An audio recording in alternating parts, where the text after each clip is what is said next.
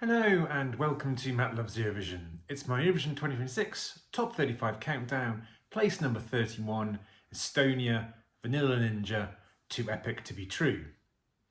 Please do click on the subscribe button, ring that notification bell and like, share and comment below. So our first trip to the Baltic in this year's countdown, and it is Estonia, the country that many people consider, including myself, to have been the true winner of the public vote last year.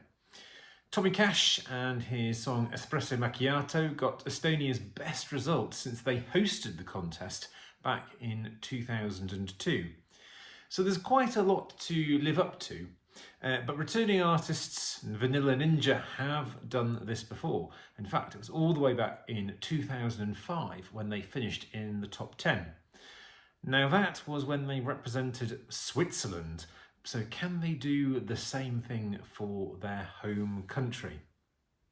As you will have surmised, Vanilla Ninja, an all-female rock pop band, are not new to the Eurovision game, nor are they a kind of a new and callow band. They've been together quite a long time, since 2002, although there was a considerable hiatus as the band took a break from recording between 2008 and all the way to 2020.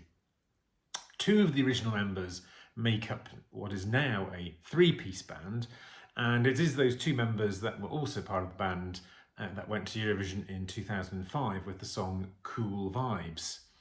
Now, as I previously mentioned, they did represent Switzerland rather than Estonia, and it was an impressive result that they got, finishing in 8th place that year. The band entered the Estonian national selection Estelal this year with their pop rock song Too Epic to be True.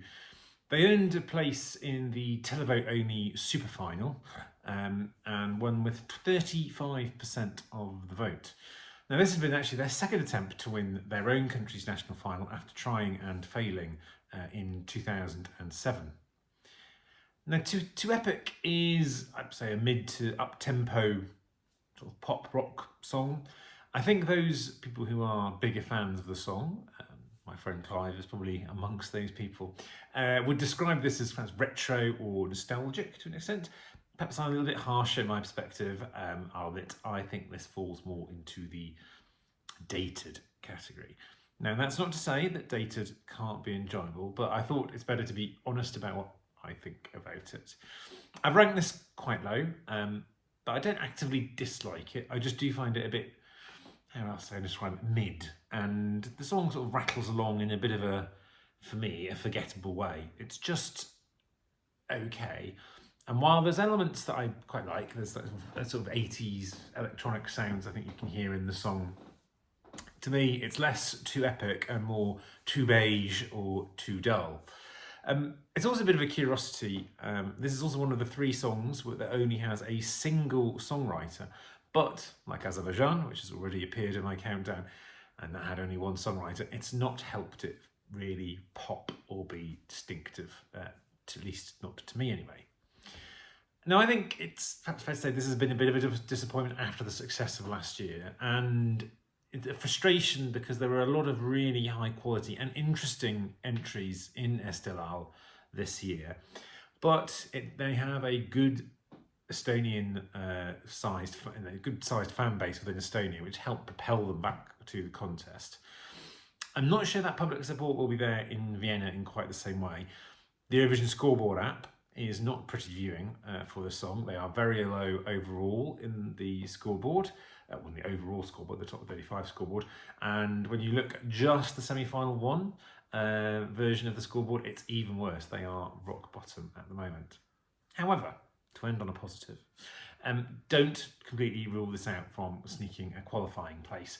They're Estonia on a 4-in-a-row qualification streak at the moment. The running order position in the semi-final is pretty decent. It has a good qualifying rate, or quite a good qualifying rate.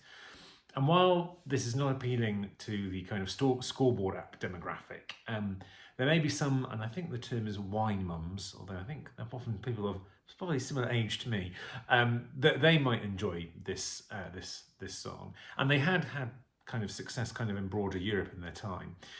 They've also got Sweden, Finland, Lithuania, Poland and Germany all voting in this semi-final. So I think that might help them gain a few extra televote points potentially, because they may be known there, plus for their neighbours as well, might be more familiar. And of course, you can't forget that they are experienced performers. They've got crucial Eurovision Song Contest experience, albeit 21 years ago. But, you know, the principles are still there. I think overall, though, I think it's still more likely that this will not be qualifying and won't be appearing in the Saturday night grand final. But I don't think it's worth ruling them out just yet. Let me know what you think. Are you glad to see them back at the contest? Do you even remember their song from their previous times? Do, of course, let me know in the comments, and take care for now.